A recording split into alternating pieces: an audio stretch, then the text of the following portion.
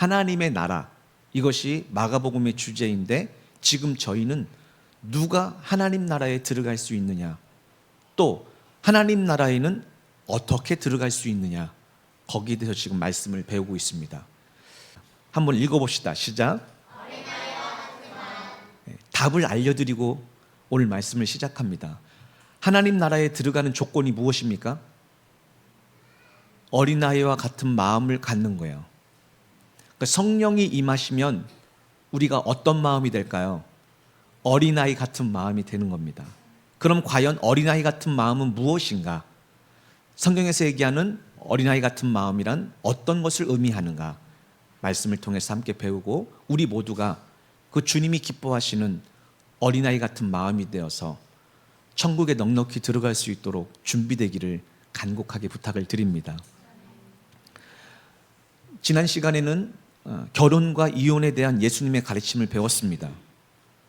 결혼이란 하나님의 창조 섭리를 따라 남자가 부모를 떠나 여자와 한 몸을 이루는 신비입니다. 이 신비는 예수 그리스도와 교회가 하나됨을 예표하며 또 그로 말미암아 구원을 이루어가는 비밀이 숨겨 있다라고 바울은 얘기하고 있습니다. 이 결혼의 얘기, 다시 얘기해서 예수 그리스도와 교회가 하나 되어 구원받는 이 비밀을 말한 이후에 예수님은 이제 다음으로 넘어가는데 그 다음 말씀이 오늘 본문 말씀이에요. 자, 오늘 첫 번째 말씀 한번 읽어보겠습니다. 시작.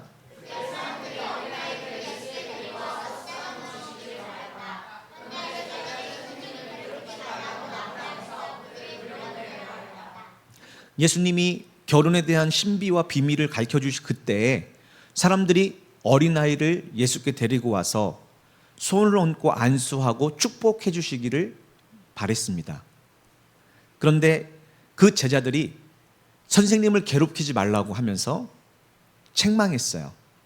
그리고 돌려보냈습니다.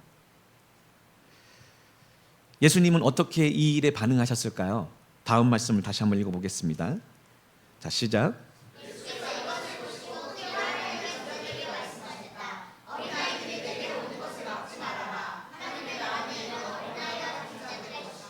아멘. 예수님께서 이것을 보시고 크게 화를 내셨습니다. 왜 화를 내셨을까요? 그 이유는 앞장 9장에 나옵니다. 여러분도 기억하시는지 모르겠지만 9장에 제자들이 누가 더 크냐고 싸우기 시작합니다. 그때 그 논쟁을 하고 있는 제자들에게 예수님이 이런 어린아이 하나를 데리고 와서 이런 어린아이 하나를 영접하는 것이 곧 예수님을 영접하는 것이고 또 이 아이를 영접하는 것이 예수님을 보내신 하나님을 영접하는 것이라고 가르쳐 주셨습니다. 그러면 이 가르침을 받고 이 일이 생겼으니 만약에 이 가르침을 기억한다면 그들은 이 사건에서 어떻게 반응했어야 될까요? 그 아이를 예수님께 데리고 왔어야 되는 것입니다. 그런데 안타깝게도 제자들은 바로 얼마 전에 예수님의 가르침을 이미 다 받았는데도 불구하고 그것은 까맣게 있고 그 당시에 사회적 습관, 관습을 통해서 이제 가르치는 선생님 곁에 아이들이 오면 시끄럽게 하고 방해가 되니까 못 오게 했던 것입니다. 이것이 사회적 통념으로는 어찌 보면 올바른 것일 수도 있어요. 그런데 앞전에 예수님의 말씀으로 보면요, 말씀을 벗어나는 일입니다. 다시 얘기해서 말씀을 가르쳐 주셨는데도 이미 그 말씀을 잊어버린 거예요. 그래서 예수님이 크게 화를 내시면서 말씀을 하시는 거예요. 어린아이들이 내 길로 오는 것을 막지 말아라. 그렇습니다. 교회는 어린아이와 같은 마음을 가진 자들이 주께로 가는 것을 막지 말아야 됩니다. 왜 그러냐? 하나님의 나라는 이런 어린아이와 같은 자들의 것이기 때문에 그렇습니다. 성도들의 삶에도 늘 자신을 스스로 점검해야 될 부분이 바로 이런 것들입니다. 예수님이 제자들에게 분명히 말씀하셨는데도 그들은 지금 말씀을 역행하고 있어요. 그런데 안타깝게도 많은 성도들이 지난 주간에 말씀을 배웠는데도 며칠이 지나지 못해서 그 말씀과 거꾸로 생각하고 거꾸로 말하고 거꾸로 살아가는 것을 종종 봅니다. 왜냐하면 말씀과 이 사회적 통념이 또 사회적 관행이 부딪힐 때 대부분 우리는 배우고 들은 말씀을 따라가는 게 아니라 우리가 일반적으로 생각하는 일반적인 상식을 따라가는 경우가 많이 있다는 것이죠. 그래서 이 말씀을 우리에게 지금 주시는 주님께서 굉장히 화를 내신다는 것을 기억하셔야 됩니다. 왜냐? 하나님의 나라는 이 땅의 복과 다르기 때문이에요. 하나님의 나라는 우리의 생각과 다르기 때문에 그렇습니다. 그래서 이 시대에 많은 사람들이 말씀을 많이 듣고 배우고 공부하지만 그것도 매우 중요하지만 그것보다 더 중요한 것은 내가 지금 보고 듣고 배운 말씀을 기억하고 그 말씀에 순종하는 것, 그것이 더욱 중요함을 꼭 기억하시기 부탁을 드립니다. 왜냐하면 우리가 말씀을 듣는 목적은 그 말씀을 믿고 구원을 얻기 위함이기 때문에 그렇습니다. 그래서 잠시 오늘 가해적으로 이 말씀 외에 말씀을 조금 드리자면 요한복음 6장 63절에 이런 예수님의 말씀이 있습니다. 생명을 주는 것은 영이다. 육신은 아무것도 줄 수 없다. 지금 내가 너희에게 가르치는 이 말은 영이요 생명이다. 이 말씀을 하셨어요. 그러니까 여러분이 성령을 받고 여러분이 생명을 받고 여러분이 영생을 받는 방법은 유일하게 주님이 우리에게 가르쳐준 말씀이에요. 그래서 우리가 영생을 얻는 방법은 간단합니다. 쉽습니다. 어떻게 하느냐? 어린아이처럼 주님이 지금 내게 가르쳐주는 말씀을 있는 그대로 단순하게 받아들이고 그것을 믿고 즉시 순종하면 그것이 바로 여러분에게 영이요 생명이 됩니다. 이게 구원이에요. 그런데 주님이 내게 가르치는 말씀을 들어도 내가 믿지 않고 순종하지 않는다면 스스로 그 생명을 버리게 되는 것이다. 성경은 우리에게 가르쳐주고 있는 것입니다. 예수님은 하나님의 나라를 어린아이와 같은 자들이 들어간다고 지금 우리에게 가르쳐주고 계십니다. 다시 한번 강조해서 물어봅니다. 누가 하나님 나라에 들어갈 수 있습니까? 그것은 바로 어린아이와 같은 자들입니다. 그렇다면 어린아이와 같은 자들은 누구일까요? 만약 니고데모처럼 반응한다면 우리는 다시 어린아이처럼 돼야 됩니까? 먹는 것도 있는 것도 말하는 것도 어린아이로 돌아가야 됩니까? 라고 물어보게 될 거예요. 그러나 이것은 문자적인 의미가 아니라 어린아이의 특성에 대해서 얘기하고 있다고 성경은 얘기합니다. 그리고 그 뒤에 구절에 연결된 말씀을 보면 그것을 명확하게 알 수 있습니다. 바로 뒤에 뭐라고 나오느냐? 어린아이 같은 마음을 갖는 자가 천국에 들어간대요. 그러니까 어린아이의 이 외적인 문자적인 의미가 아니라 어린아이가 갖고 있는 마음의 상태, 그것을 담지 않으면 천국에 들어갈 수 없다. 성경은 얘기하고 있습니다. 먼저 미리 말씀드리면 어린아이 특징은 무엇이냐? 첫 번째, 순결함. 이 순결함은 다른 말로 단순함입니다. 다시 여기서 어른들이 말하면 있는 그대로 믿습니다. 두 번째, 어린아이는 겸손함입니다. 그 겸손함이란 감사하는 마음으로 대신 설명할 수 있어요. 이 겸손함이란 무엇이냐? 어른이 얘기할 때 그대로 받아들이고 순종하고자 하는 자세예요. 또 마지막으로 순종하는 마음으로 설명할 수 있습니다. 이것은 신뢰입니다. 부모님이나 어른이 얘기할 때 그 말씀을 신뢰함으로 순종할 수 있는 마음을 가지고 있는 것이죠. 이것들이 바로 어린아이가 갖고 있는 마음의 상태입니다. 외형적으로는 어린아이는 완전한 존재가 아닙니다. 그러나 부모님의 가르침, 어른들의 가르침에 단순하게 감사하며 신뢰하는 마음으로 순종한다면 그는 어른들로부터 보호를 받고 구원을 받게 될 것입니다. 이와 마찬가지로 우리 성도들은 완전한 존재가 아닙니다. 완전한 존재가 아니지만 하나님의 자녀가 되어서 하나님을 아버지로 믿으며 그분의 말씀을 있는 그대로 받아들이고 또 감사하며 받아들이며 즉시 순종한다면 그것이 바로 하나님의 자녀가 되는 유일한 방법이에요. 그러면 하나님이 그들을 지키시고 보호하시고 인도하셔서 구원을 이루어 가시는 것입니다. 그래서 지금 예수님이 우리에게 하나님의 나라를 사모하는 모든 자들은 어린아이와 같이 돼야 된다고 우리에게 가르쳐 주는 것입니다. 그러니 이것은 얼마나 간단합니까? 다시 한번 말씀을 드립니다. 어린아이와 같이 된다는 것은 무슨 뜻이냐? 아이들은 부모님을 온전히 단순하게 신뢰하고 감사하며 믿고 순종합니다. 그래서 아이들은 먹고 마시고 입는 일을 걱정하지 않습니다. 자기의 필요를 구하고 또 부모님의 말씀에 순종하며 기쁘고 즐겁게 잘 자라갑니다. 그게 어린아이예요. 우리 성도들도 어린아이처럼 하나님을 아버지로 믿고 천국에 들어가는 방법 너무나 간단합니다. 하나님 아버지가 나를 사랑하시고 날마다 나에게 모든 필요를 다 아시고 공급하실 것을 믿는 것입니다. 이 믿음의 상태에서 이제 하나님을 신뢰하게 되는데, 하나님을 신뢰하게 될 때 그분이 내게 어떤 말씀을 하셔도 그걸 그대로 믿습니다. 그리고 하라는 대로 그대로 순종합니다. 따라갑니다.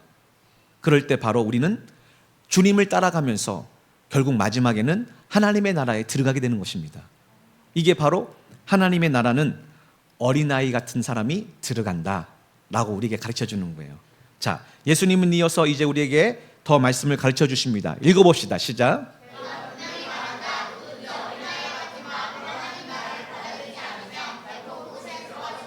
아멘. 다시 거듭해서 분명하게 가르쳐 주십니다. 누구든지 어린아이와 같은 마음으로 하나님 나라를 받아들이지 않으면, 그러니까 어린아이 같이 된다는 것은 그 마음을 얘기하고 있는 것이죠. 그 마음으로 하나님 나라를 받아들이지 않으면 결단코 그곳에 들어가지 못할 것이다. 그래서 결국 이 가르침은 우리 마음의 상태와 자세와 태도를 얘기하고 있다. 그래서 이것을 다른 말로 하면 예수 그리스도의 마음인데, 그것은 곧 겸손과 온유한 마음이다. 우리는 다 이제 성경 전체를 통해서 알 수가 있습니다. 이것은 복음을 믿는 사람들이 현재 삶의 자리에서 살아가는 삶의 자세와 태도에 대한 얘기예요.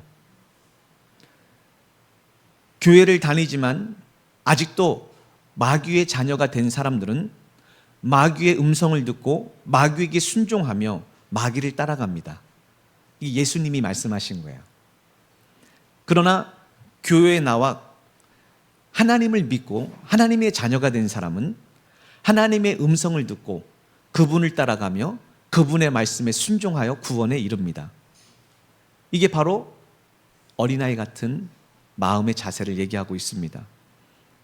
사랑하는 여러분, 늘 제가 강조해서 말씀을 드리지만 하나님의 나라는 죽으면 가는 나라가 아니라는 사실을 꼭 기억하시기 부탁을 드립니다.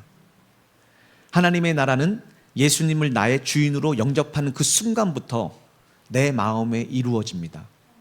그리고 내 마음에 이루어진 그 하나님의 나라는 내 삶의 자리에서 내 삶을 통해서 그 영광으로 나타나기 시작합니다.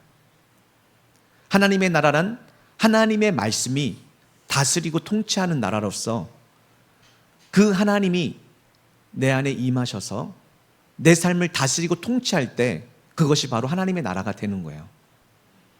그래서 천국은 누가 들어가느냐? 어린아이처럼 하나님의 말씀을 받아들이고 삶의 자리에서 그 말씀 그대로 순종하며 살아갈 때 하나님의 나라가 내 삶을 통해서 나타나기 시작하는 것입니다. 그게 바로 하나님의 나라예요. 이렇게 어린아이 같은 마음으로 하나님의 말씀을 받아들이고 그 말씀대로 삶에 대해서 그대로 순종하며 나아갈 때 하나님은 선물로 성령을 충만하게 부어주셔서 내 삶을 통하여 하나님의 나라를 온 세상에 드러나게 하시는 것입니다. 이것이 바로 우리의 삶에 지금 현재 말씀을 통하여 나타나는 하나님의 나라예요. 우리 삶에 이것을 누리고 이 말씀을 듣고 믿고 순종하고 이 말씀과 동행하는 것이 하나님의 나라이고, 이 말씀을 따라 그 마지막 종착역에는 종말론적인 마지막 때가 올 때 우리는 하나님의 나라에 실제적으로 참여하게 되는 것입니다. 이것이 바로 구원이에요.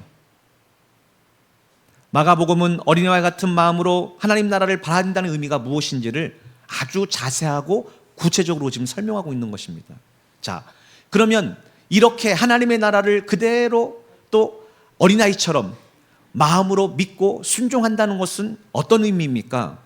우리가 잘 알고 있는 비유로 마가는 설명하고 있어요. 예수께서 길을 떠나려고 하시는데 어떤 청년이 달려와서 예수 앞에 무릎을 꿇으며 묻습니다. 선하신 선생님, 영원한 생명을 얻으려면 제가 어떻게 해야 합니까? 여기서 영생을 얻는 것과 하나님의 나라에 들어가는 것을 똑같은 것으로 지금 설명하고 있어요. 그러니까 예수님께서 말씀하십니다. 어찌하여 나를 선하다고 합니까? 선하신 분은 오직 하나님 한 분뿐입니다. 당신은 계명을 잘 알고 있죠? 하나님의 계명을 보면 살인하지 말라, 간음하지 말라, 도둑질하지 말라, 거짓 증언하지 말라, 속여 빼앗지 말라, 내 부모를 공경하라고 되어 있지 않소? 그러니까 20절을 한번 다 같이 읽어봅시다. 시작. 죄송합니다. 다시 한번 읽어봅시다. 시작.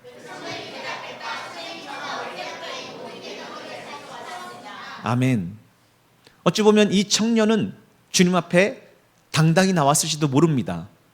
왜냐하면 자신이 어렸을 때부터 이 모든 것을 지켰기에 분명 주님은 자신에게 당신은 이미 영생을 받았습니다 라고 말하실지도 모른다는 기대를 갖고 나왔을지도 모릅니다. 왜냐하면 이 대답이 그걸 증거하고 있어요. 그러자 예수님께서는 그 청년을 아주 사랑스러운 눈으로 바라보시며 말씀하십니다. 뭐라고 말씀하시느냐? 그런데 당신에게 한 가지 부족한 것이 있어. 이 얘기는 어떤 의미를 갖고 있느냐? 당신이 영생을 얻기 위해서 어려서부터 모든 것 율법을 다 지켰지만 실상은 그걸 통해서 영생을 얻지 못합니다. 당신이 해야 할 것은 단 한 가지입니다. 이렇게 지금 가르쳐주고 있는 거예요. 가서 당신이 가진 것을 다 팔아 가난한 사람들에게 나누어 주시오. 그리하면 하늘에서 보화를 얻게 될 것이오. 그런 다음에 다시 와서 나를 따르시오. 이것이 영생이에요. 이것이 바로 어린아이 같은 마음을 가진 자들이 말씀을 어린아이 같은 마음으로 받아들이고 그 말씀에 순종하여 영생을 얻는 유일한 방법입니다.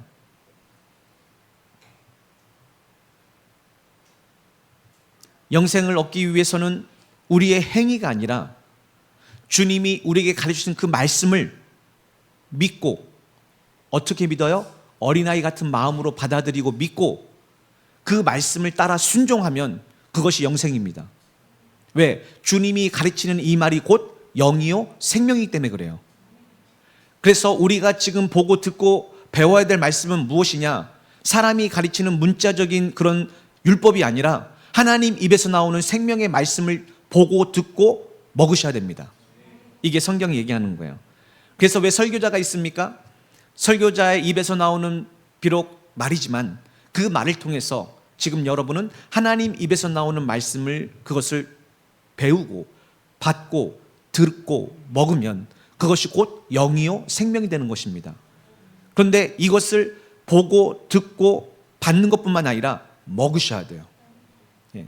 그래서 이것을 먹으면 내게 피와 살이 되듯이 내게 영과 생명이 된다.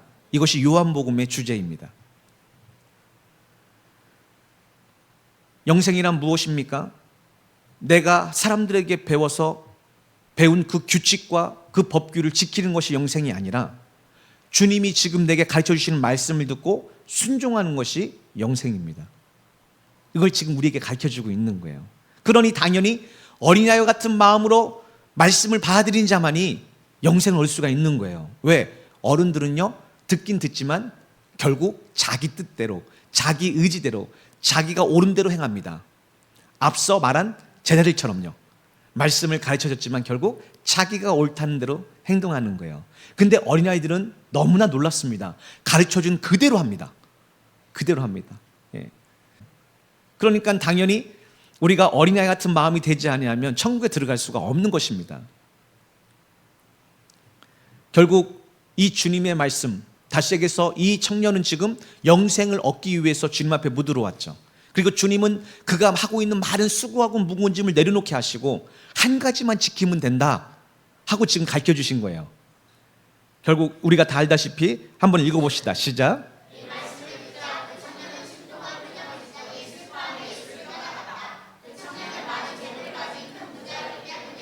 아멘. 부자 청년은 영생을 얻기 위하여 또 영생을 사모하는 마음으로 주님 앞에 나왔습니다. 그리고 그는 그 영생을 얻기 위해서 어려서부터 모든 율법을 다 지켜왔습니다. 그러나 성경 전체는 자신의 행위로는 누구도 영생을 얻을 수 없다라고 분명히 정의하고 있습니다. 이 부자 청년이 해야 될 일은 자신의 열심과 행위가 아니라 지금 자신에게 말씀하시는 예수님의 말씀을 듣고 순종하는 한 가지 일만 하면 그는 영이요 생명을 얻게 될 것입니다. 이것이 바로 오늘 우리에게 얘기해 주는 진리의 주제예요. 그러나 이 청년은 자신의 열심과 자신의 노력은 했을는지 모르겠지만 지금 영생을 얻기 위해서 말씀은 들었지만, 말씀은 배웠지만 침통한 표정을 짓고 슬퍼하며 말씀을 떠나갑니다. 말씀을 버립니다. 말씀을 외면합니다. 말씀에서 벗어납니다. 왜 그랬습니까? 이 청년은 실제적으로 하나님의 나라와 영생을 사모하기보다 재물을 더 사랑했기 때문에 그렇습니다. 이게 바로 우리 삶에 나타나는 일들이에요. 왜 여러분이 하나님이 말씀을 주셨어도 그 말씀에 순종하지 않고 죄를 즐거워하고 죄에 반복하여 넘어집니까? 그것은 영생을 주시는 하나님의 말씀보다 그것을 더 사랑하기 때문이라고 성경은 우리에게 가르쳐 주고 있습니다. 우리가 실제적으로 내 생각과 내 마음과 결단은 나는 천국에 꼭 들어가고 싶고 영생과 구원을 받고 싶습니다라고 결단하지만 여러분이 정말 그 천국에 들어가고 싶은지 주님이 말씀으로 시험하실 때 우리는 말씀을 택하는 것이 아니라 늘 내가 원하는 것을 택한다는 것이죠. 왜 그렇습니까? 실질적으로는 그 말씀보다, 그 말씀이신 예수님보다 세상을 더 사랑하고 내 소유를 더 사랑하기 때문에 그렇습니다. 오늘 우리 사랑하는 성도 여러분 모두 천국을 사모하고 영생을 사모하는 자인 줄 믿습니다.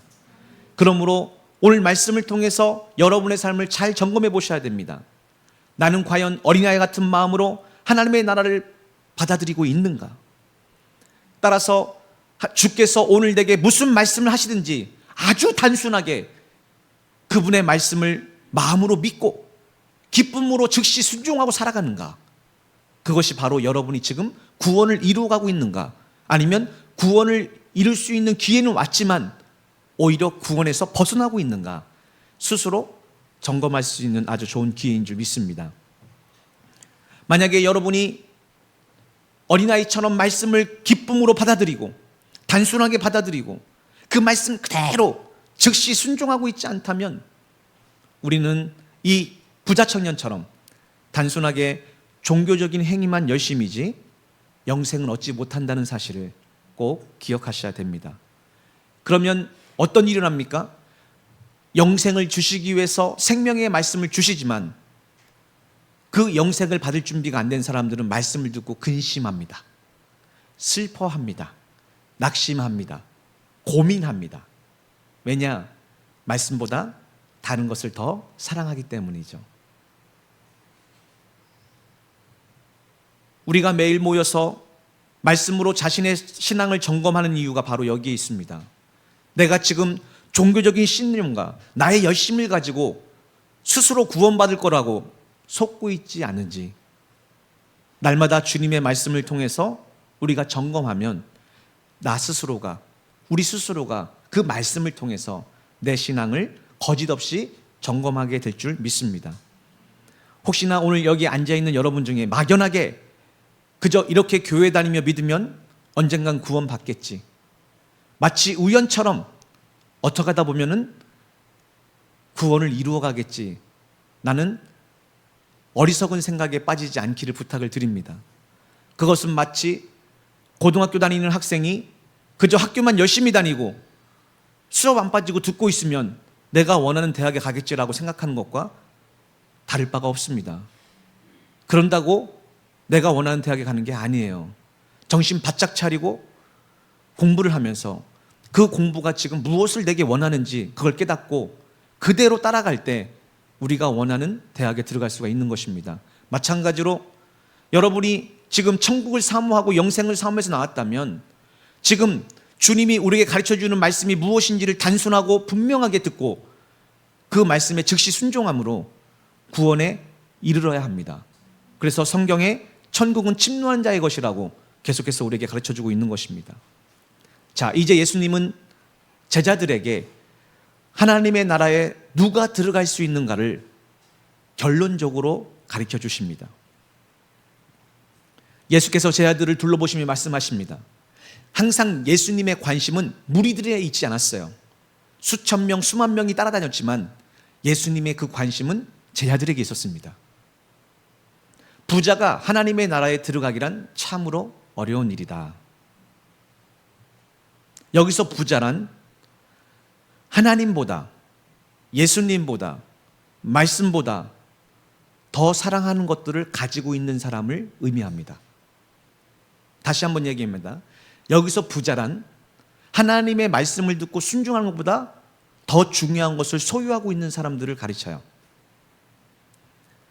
세상의 모든 것, 심지어 나 자신도 사실은 내 것이 아니라 주님의 것입니다.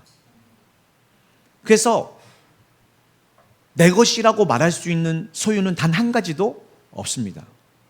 특별히 하나님 앞에서 이건 내 것이에요 라고 말할 수 있는 것은 아무것도 없습니다. 다 하나님의 것입니다. 이 모든 것은 잠시 하나님의 나라를 위해서, 그 하나님의 나라의 부흥을 위해서, 잃어버린 영혼을 위해서 하나님이 일하시기 위해서 우리에게 잠시 맡겨주신 것입니다. 그래서 이것을 달란트다 이렇게 성경은 얘기해요. 그리고 이 생을 마감하면 우린 다시 그것을 하나님께 돌려드려야 됩니다. 그러므로 우리가 가진 모든 소유는 하나님의 나라를 위하여, 그 뜻대로 쓰임받기 위하여 주님이 우리에게 맡겨둔 거지 우리 것은 없습니다. 그러나 어리석은 인간들은 하나님이 잠시 맡겨주신 그 선물에 관심을 갖다 보면 하나님보다, 말씀보다 그 선물을 더 사랑하게 됩니다. 결국 그것이 부자라고 성경은 우리에게 얘기하고 있는 거예요. 부자가 된 인간은 자신 스스로가 속아서 하나님의 것을 마치 자기 것인 양 오해하고 자기 뜻대로 사용하고 자기 뜻대로 누리고 자기 뜻대로 관리를 해서 자기의 부를, 자기의 것을, 자기가 원하는 것을 계속해서 축적해 나갑니다. 이것이 바로 여기서 얘기하는 부자예요. 그래서 이런 부자는 하나님의 나라에 들어가기란 참으로 어려운 것입니다. 24절 한번 읽어볼까요? 시작.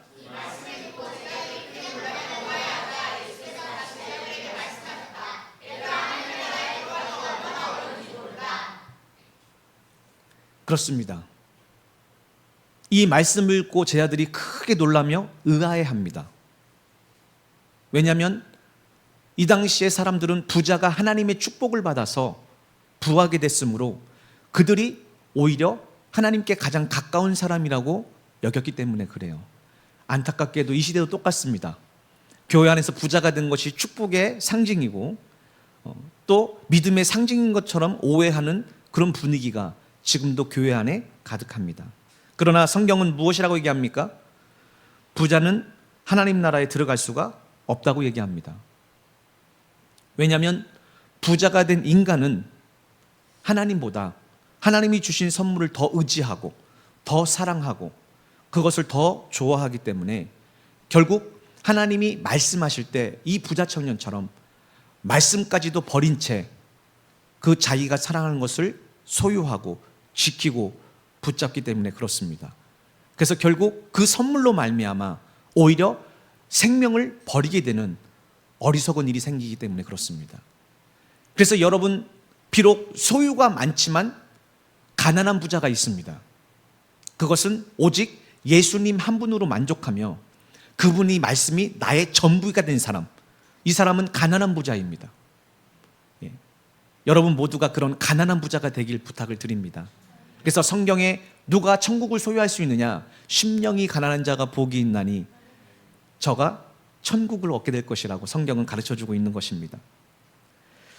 예수님이 계속해서 이렇게 얘기합니다. 부자가 하나님의 나라에 들어가는 것보다 차라리 낙타가 바늘기로 빠져가는 것이 더 쉽다.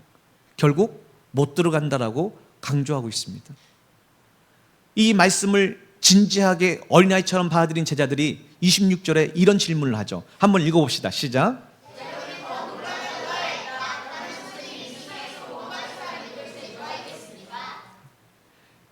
여러분이 만약에 예수님께 오늘 직접 그 말씀을 배운다면 말씀을 배울 때마다 계속해서 이런 질문을 던지게 될 것입니다. 그렇다면 예수님, 이 세상에서 구원받을 사람이 도대체 누가 있겠습니까? 이게 바로 말씀을 제대로 배운 거예요. 여러분이 처음부터 끝까지 말씀을 제대로 배우면 계속해서 이런 질문을 던져야 됩니다. 아니 그러면 예수님 누가 구원받습니까? 아무도 구원 못 받습니까? 이게 제대로 배운 거예요. 그런데 이 시대에는 복음을 잘못 배우니까 그럼 나 정도면 구원은 받겠지? 하고 하는 믿는 사람들이 너무나 많다는 거예요. 아닙니다, 여러분. 말씀을 제대로 배운다면 여러분 계속해서 주님 앞에 이런 질문을 던질 수가 있습니다. 그러면 선생님, 이 세상에 구원받을 사람이 도대체 누가 있습니까? 그러니까 그들의 생각에는 주님이 말씀을 듣고 보니까 구원받을 사람이 없다는 거예요. 네, 맞습니다, 여러분. 그렇게 배운 것이, 이렇게 결론을 내리는 것이 정말 말씀을 제대로 배운 거예요. 예.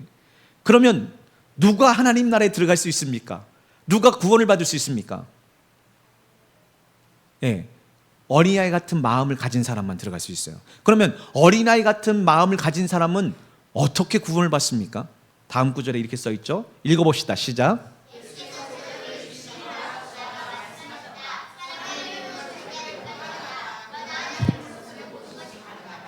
아멘. 어린아이 같은 마음을 가진 자만 천국에 들어갈 수 있는데 왜 그런가? 사람의 힘으로는 절대 천국에 들어갈 수 없기 때문에 그렇습니다. 사람의 노력과 사람의 공로와 사람의 열심과 사람의 행위로는 누구도 절대로 하나님의 나라에 들어가는 것이 불가능하기 때문에 그렇습니다. 그러면 누가 천국에 들어갈 수 있습니까? 하나님께서 원하는 사람, 하나님께서 사랑하는 사람, 하나님께서 선물로 구원을 주시는 사람. 그럼 하나님은 누구에게 이 구원을 선물로 주십니까? 어린아이 같은 마음을 가지고 사는 사람이에요. 그게 바로 오늘 우리 앞에 읽은 부자 청년을 통해서 우리에게 주시는 메시지입니다. 왜? 부자 청년은 어린아이와 같은 마음이 없었기 때문에 그렇습니다. 하나님이 원하시면, 하나님이 역사하시면, 하나님이 일하시면 아무리 극악무도한 죄인도 다 구원받을 수 있습니다. 어떤 큰 죄를 지었고 어떤 큰 심패를 경험했어도 하나님께서 역사하시면 다 구원받을 수 있습니다. 이게 바로 하나님의 주권에 구원이 속해 있기 때문에 그렇습니다. 그러나 누구나 구원받는 것은 아닙니다. 하나님이 구원시켜 주셔야, 구원을 선물로 주셔야 구원을 받을 수 있다는 것입니다. 미리 결론으로 말씀을 드리면 이런 것입니다. 어린이와 같은 마음으로 주님이 주신 말씀을 듣는다는 것은 이제 자기 수고하고 무거운 짐을 다 내려놓고 다시 얘기해서 부자 청년으로 돌아가면 자기 열심으로 믿고 자기 열심으로 착하게 살고 자기 열심으로 말씀대로 살려고 했던 모든 것을 다 버려버리고 배설물처럼 버려버리고 이제 주님의 말씀에 귀를 기울입니다. 그러니까 주님이 뭐라고 합니까? 네 재산을 다 팔아 가난한 자에게 나눠주고 나를 따라라. 그리하면 하늘의 창고에 보화가 가득하고 너는 영생을 받게 될 것이다. 그러면 어린아 같은 마음을 가진 사람은 어떻게 할까요? 즉시 돌아가서 다 팔아 가난한 사람에게 나눠주고 주님을 따릅니다. 그래서 결국 하나님이 그에게 영생을 주셔서 구원을 받게 되는 거예요. 이게 바로 어린애 같은 마음이에요. 어른 같은 마음은요, 에이, 하나님이 그냥 해본 소리일 거야. 왜? 아니, 설마 가족도 있고 자식도 있고 지금 다 있는데 나에게 모든 걸 다 팔아서 가난한 사람에 나눠주고 주님을 따라오라고? 말도 안 돼. 주님 그런 분 아니야. 나를 사랑하는 분이야. 우리 가정을 사랑하셔. 그러니까 그런 말 하실 분이 아니고 그런 마음과 자세를 가지고 살아라고 말씀하실 거야. 그리고선 집에 가는 겁니다. 좋아서. 예. 왜? 주님 만났다고. 나 오늘 예배 보고 왔어. 나는 교회 갔다 왔어. 주님께 물어보고 답도 듣고 왔어. 하고 좋아서 가는 거예요. 가는 거예요. 우리의 모습이 바로 지금 그렇다라고 성경은 지금 얘기하고 있는 것이죠. 다시 한번 말씀드립니다. 하나님은 선물로, 은혜로 우리에게 구원을 주시는데 그 선물을 받을 자격은 오직 어린아이 같은 마음을 가진 자들이에요. 그러면 어린아이 같은 자들은 무엇입니까? 또 주님은 설명하십니다. 제 아들을 위해서요. 그때 베드로가 말합니다. 선생님, 보다시피 저희는 모든 것을 버리고 주님을 따랐습니다. 예수님, 보다시피 저희는 모든 것을 버리고 말씀을 따랐습니다. 말씀이 오면 즉시 가정도 버리고 직장도 버리고 물질도 버리고 모든 걸 버리고 주님을 즉시 따랐습니다. 그러니까 주님이 얘기하시는 거죠. 29절 읽어봅시다. 시작.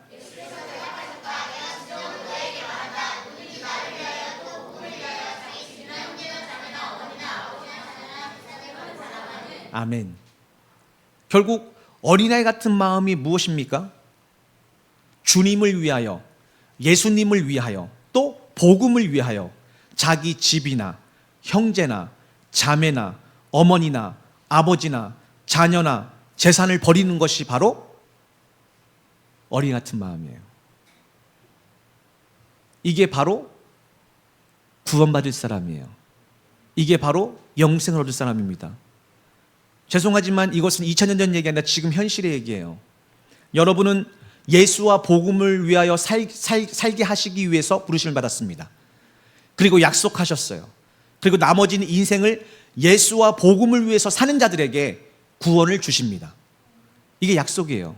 그런데 만약에 여러분이 이제 구원을 받기 위해서, 영생을 받기 위해서, 약속한 천국에 들어가기 위해서는 예수와 복음을 위해서 사셔야 되는데, 예수와 복음을 살기 위해서는 어떤 일이 일어났냐?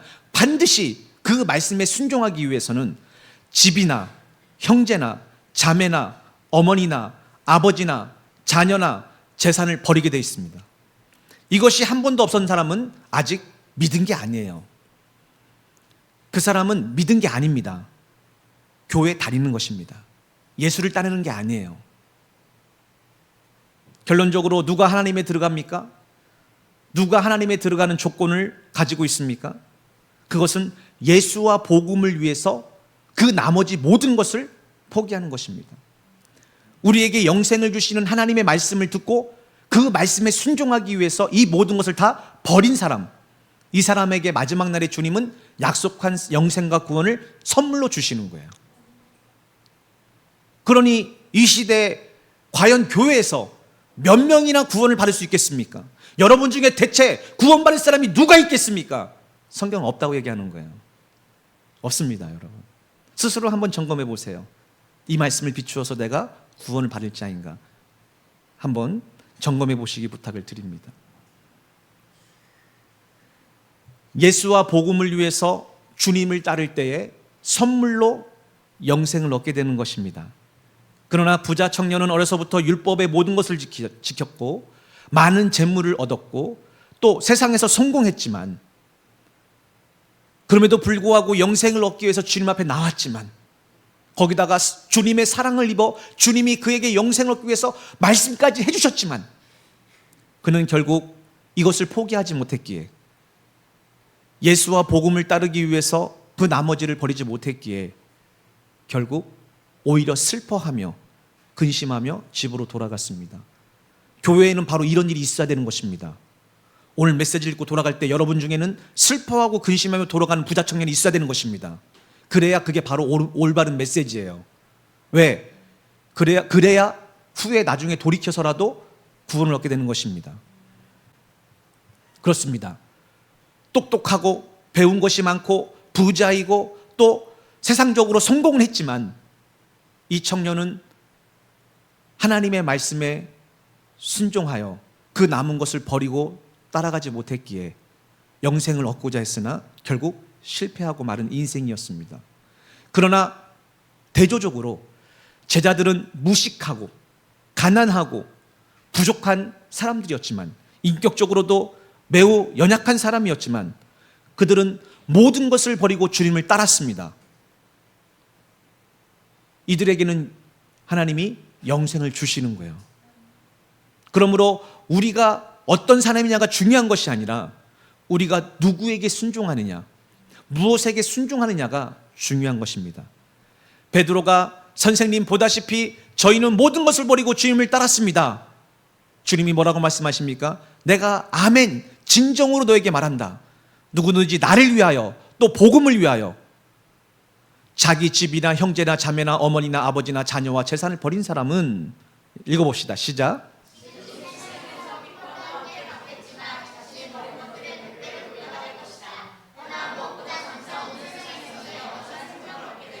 아멘. 이게 바로 하나님 나라에 들어가는 조건입니다. 만약 여러분이 이 말씀에 순종한다면 제일 먼저 뭘 받을까요? 핍박을 받습니다. 가족들에게, 아버지에게, 어머니에게, 형제에게, 자식들에게, 부모에게 핍박을 받습니다. 핍박을 받을 때 기억하셔야 돼요. 아, 내가 영생에 들어가겠구나. 그런데 이 시대는요, 내가 자녀에게, 부모에게, 아내에게, 남편에게, 직장 동료에게 핍박을 받기 싫어서 말씀을 버리는 거예요. 여러분, 이 말씀은 어찌 보면 마가복음의 가장 한 가운데서 결론을 얘기하고 있어요. 이후는 십자가를 지시는 얘기로 성경은 마무리됩니다. 누가 구원을 받는가? 오늘 이 말씀 잘 기억하십시오. 제가 이 말씀만 거의 100번 이상을 지금 설교를 합니다. 이 세상에서 핍박도 받겠지만 자신이 버린 것들을 100배로 돌려받을 것이다. 이 얘기는 뭐냐면 완전하게 다시 돌려받을 것이다. 갑절로 돌려받을 것이라는 말과 똑같은 의미를 갖고 있습니다. 우리가 왜 못 버립니까? 잊어버릴까 봐, 빼앗길까 봐. 그런데 예수님을 믿는다는 것은 무엇입니까? 다시 돌려받는다는 거예요. 그것도 갑절로요, 100배로요. 그리고 돌려받을 뿐만 아니라 주님을 위해서 버린 것이 믿음의 테스트인데, 이 믿음의 테스트에 통과하면 100배로 돌려받을 뿐만 아니라 거기다가 플러스 뭘 받습니까? 영생을 받습니다. 결국 그것은 영생의 테스트예요. 주님의 말씀에 순종하기 위해서 핍박을 각오하고 여러분의 가족을 버리고 직장을 버리고 물질을 버리고 내가 쌓은 모든 것을 버리고 말씀에 순종할 것인가, 아니면 말씀을 버릴 것인가. 이게 바로 여러분 삶에 일어나는 테스트고, 그것이 결국 여러분이 영생을 얻을 것인가 얻지 못할 것인가를 스스로 가늠할 수 있는 시금석인 것을 깨달으시기 부탁을 드립니다. 그러나 그런 다리 가운데 먼저 된 사람이 나중되고 나중된 사람이 먼저 될 일이 많을 것이다. 그렇습니다. 왜냐? 먼저 된 사람 중에 나중에 넘어지는 사람이 많이 있기 때문에 그렇습니다. 처음에는 믿음으로 시작했지만 나이가 먹을수록, 가진 것이 많을수록, 재산과 소유가 많을수록 더 밑으로 내려가고 믿음이 떨어지고 결국 주님께서 떨어져 나갈 것이기 때문에 주님은 말씀하고 계십니다. 이것은 단지 주님이 우리에게만 명령하신 것이 아닙니다. 왜냐? 주님이 우리를 부르신 목적은 주님의 발자취를 따라오라는 거예요. 그러니까 여러분 스스로 가는 것이 아니라 주님이 십자가를 지고 걸어가신 길을 따라가는 것이 주님의 제자입니다. 이 말씀 후에 성경은 이렇게 결론을 맺고 있습니다. 예수 일행이 예루살렘으로 올라가는 길에 예수께서 앞장서서 홀로 걸어가시사 모두들 놀라고 두려운 마음으로 뒤따라갔습니다. 앞서가시니까요. 예수께서 다시 12제자에게 부르시고 자신에게 닥칠 일을 일려주십니다. 이게 바로 이 앞에 가르침의 결론이에요. 왜? 예수님 자신이 삶으로 보여주신 겁니다. 여러분도 똑같습니다. 세상에 예수님을 보여주고 싶습니까? 여러분 부모님에게, 자식에게, 가족에게 예수님을 보여주고 싶습니까? 예수님의 발자취를 따라가십시오. 그러면 예수님을 보여주게 될 것입니다. 그리고 그들도 구원을 받게 될 것입니다. 그러나 그들에게 좋은 관계와 그들에게 타협된 관계와 그들에게 여러 가지 행복한 관계를 유지하기 위해서 예수님을 버린다면 여러분도 예수님을 잃게 될 것이고, 그로 말미암아 여러분 가족들도 예수님을 잃게 될 것입니다. 보라, 우리가 예루살렘에 도착하면 인자는 배신을 당하여 대제사장들과 율법 교사들의 손에 넘겨질 것이다. 그들은 인자를 죽이기 결정한 후 이방에 넘길 것이다. 그러면 이방인들은 인자를 조롱하고 침뱉고 채찍으로 때린 뒤 마침내 죽일 것이다. 그러나 인자는 사흘 만에 무덤에서 다시 살아날 것이다. 그렇습니다. 사랑하는 여러분, 예수님은 우리에게만 예수와 복음을 위하여 희생하라고 말씀하신 것이 아니라 당신이 우리를 구원하시기 위해서 얼마나 큰 대가를 치르셨는지, 죽기까지 순종하신 이것을 우리에게 보여주시는 것입니다. 그래서 제자들은 십자가에서 죽으시는 예수님을 보시고 또 부활하신 예수님을 보았을 때 그들도 그 십자가를 지고 주님을 따르고 십자가에서 순교할 수 있는 믿음이 생겼던 것입니다. 말씀을 마무리하겠습니다. 오늘 본문을 통해서 예수님께서는 하나님 나라에 들어갈 수 있는 사람들이 누구인지, 조건이 무엇인지를 분명하게 말씀해 주셨습니다. 여러분은 이 말씀을 듣고 잘 깨달았습니까? 그리고 스스로 물어보기에 나는 하나님 나라에 들어갈 수 있는 사람인가? 점검해 보셨습니까? 지금이라도 하나님 나라에 들어가 다시 얘기해서 영생을 얻기 위해서 여러분이 마땅히 가져야 될 어린아이의 마음과 자세가 무엇입니까? 또 어린아이처럼 말씀을 배운 그대로 즉시 순종해야 될 것은 무엇입니까? 이번 한 주간 사시면서 오늘 이 말씀을 기억하면서 자기 스스로의 믿음을 점검하고 나는 지금 무엇을 따라가고 있는가? 무엇을 사랑하고 있는가? 무엇을 섬기고 있는가? 나는 지금 영생의 길을 가고 있는가? 아니면 죄악된 세상에서 방황하고 있는가? 한번 점검해 보십시오. 이 말씀은 너무나 중요합니다. 만약에 여러분이 자신의 삶을 말씀으로 점검하고 지금이라도 어린아이 같은 마음으로 즉시 순종하기 위해서 모든 것을 버리고 예수님을 따른다면 여러분은 하늘로부터 내리는 신령한 은사와 능력을 맛보고 주께서 여러분과 함께 하시는 놀라운 은혜를 경험하게 될 줄 믿습니다. 비록 지금 이 순간에는 가진 것이 너무 많고 연결된 것이 너무 많기에 고민되겠지만 더 늦지 않게 말씀을 따라가시는 결단이 성령으로부터 여러분에게 주어지기를 예수님 이름으로 축복합니다. 기도하겠습니다.